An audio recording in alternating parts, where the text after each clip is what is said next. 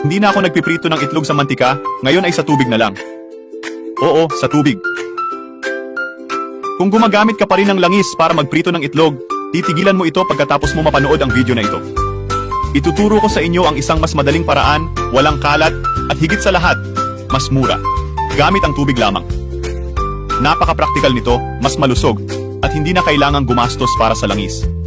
Para dito, ilagay sa kaserola ang kalahating baso ng tubig. Normal na tubig sa temperatura ng kwarto.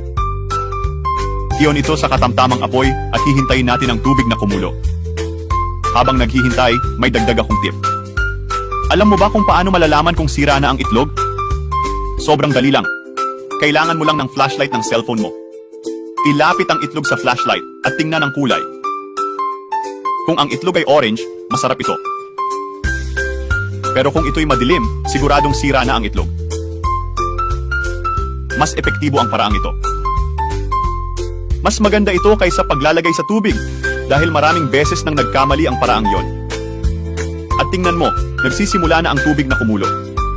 Ngayon gamitin natin ang suka. Ginagamit ng suka ay alcohol, subukan mo kung nais sa bahay. Magdagdag 1 kutsara ng suka, pagkatapos ay ihalo ito. Tapos, itapon natin ang asin. Idagdag 1 maliit na kutsara.